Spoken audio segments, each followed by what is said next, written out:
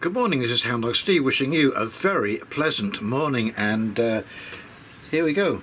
Here's my morning coffee, and I'm going to give a toast to you and a cheers to all of you who withstood the absolute tsunami of insults, because we have now been vindicated. The FDA has now come out and said that they are putting a black box warning on all of the COVID vaccines and possibly all mRNA vaccines. And this is the highest possible warning that you can put on to a drug. This is, well, I'm going to read you the story first, and then we'll come back and I'll do a wrap-up. Okie dokie, here we go. So here we go, CNN Health. FDA intends to put its most serious warning on COVID vaccines, sources say. The US Food and Drug Administration intends to put a black box warning on COVID-19 vaccines, according to two people familiar with the agency's plans. The latest move by President Donald Trump's health officials to undermine a vaccine that was a standout victory of his first term. The plan shocked outside experts who said there was no basis for the warning. A boxed warning which appears at the top of prescribing information for medicines is the agency's most serious, designed to warn about risks such as death or life-threatening or disabling reactions that should be weighed against the intervention's benefits. They can also be used when a risk might be lowered by using a medicine in a targeted way, such as only in certain groups. But there you go. Death or life-threatening or disabling reactions? Are you kidding me? Box warnings on opioids, for example, warn about risks of abuse, addiction, overdose, and death. The acne medication Accutane carried a warning about the risks of birth defects when used during pregnancy. ACAM 2000, a smallpox and mpox vaccine, has a warning about complications such as heart inflammation and encephalitis. The plan to install the warnings for COVID-19 vaccines is being orchestrated by Dr. Vinay Prasad, the FDA's Chief Medical and Scientific Officer and Director of the agency's Center for Biologics Evaluation and Research, according to one person who declined to be named because they weren't authorized to share the information publicly. The plan has not been finalized and may still change. It wasn't immediately clear whether the plans for the warnings, expected to be unveiled by the end of the year, would be applied only to mRNA vaccines or to all COVID-19 vaccines, or whether they would apply to all age groups. 3 vaccines are approved by the FDA for use in the US, and 2 of them, from Pfizer and Moderna, use mRNA technology, which has been a key focus of the administration. Unless the FDA announces it, any claim about what it will do is pure speculation. I'm just going to repeat that. Unless the FDA announces it, any claim about what it will do is pure speculation, the U.S. Department of Health and Human Services spokesman Andrew Nixon said Thursday. In response to CNN's inquiry about the FDA's plans, Moderna pointed to a statement it issued in September about the safety of its COVID-19 vaccine, Spikevax. It noted that the safety of its vaccine is rigorously monitored by Moderna, the US FDA, and regulators in more than 90 countries, and that with more than 1 billion doses distributed worldwide, those systems have not reported any new or undisclosed safety concerns in children or pregnant women. Okay, so how come they're putting a safety warning on it? To cover their own butts, to roll back their earlier statements that it was safe and effective.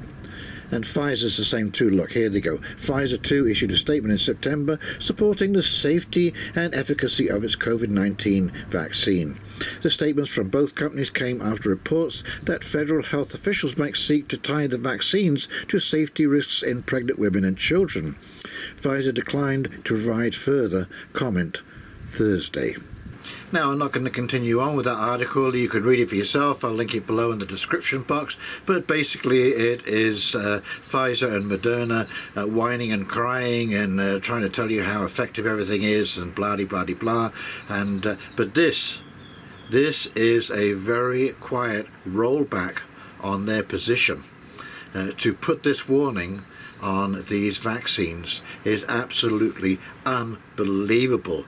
And now they came out and they said that it is over the death of 10 babies that they can verify that was directly connected to the vaccine. However, I think we all know from the reports that we're now hearing that there was a lot more damage done worldwide to just about every single age group who participated in this experiment. And that's exactly what it was. It was an experiment. And I can assure you that all of these doses that came out, they were all logged. They will all have been slightly different, and all of the effects and successes, failures, and so on and so forth, they were carefully documented. If there is one thing about these people that we know, is that they are meticulous record keepers. But this is a vindication, and coming from the FDA, I know they've remained silent for 5 years because we all knew this from the get-go. As soon as they mentioned mRNA experimental vaccine, I'm not going in for that. I remember thalidomide.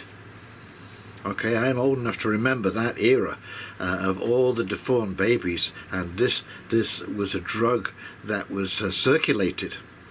It was circulated by doctors as being safe and effective to cure the symptoms of morning sickness.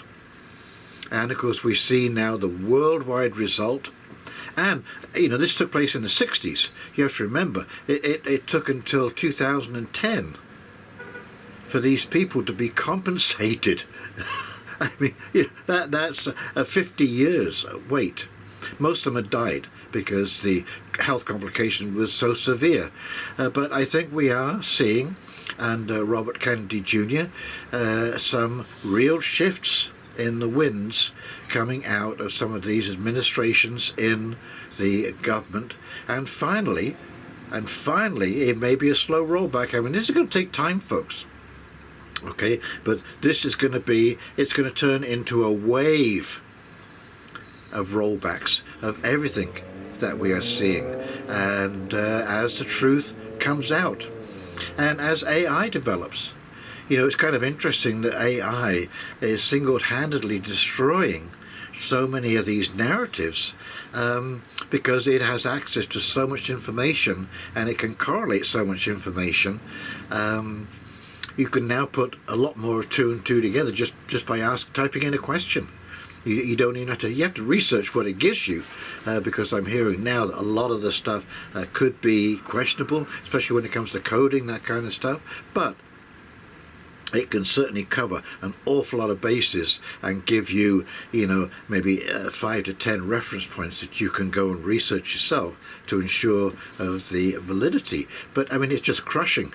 It's just crushing all of these arguments, and because it has access to data and databases and data banks, and it's able to compare information that wasn't hitherto able to be done. It's now bringing out some strange and unexpected consequences for the elites. And oh, what a surprise. You think I'm sorry? I think it is absolutely hilarious that these people are getting tripped up left, right and centre by their own hubris, and it looks absolutely excellent on them. But as I say, you and I can take pride in the fact that we knew 5 years before the FDA, and it shows. It shows that we are free thinkers, that we are able to make decisions on our own behalf, and that we should continue to do so because all of our thoughts and suspicions are turning out to be 100% correct. Okay, so I thought I'd just bring you that good news. I think it is great good news because I really do think that we have crested. Now there is a run downhill, there's no doubt about it, but we have crested, and yes, we'll talk about that in another video. Okay, if you've enjoyed this video, please like, comment, subscribe below, and in the meantime, this is Houndog Steve wishing you a very pleasant afternoon, and we'll talk very, very shortly. See you now. Bye.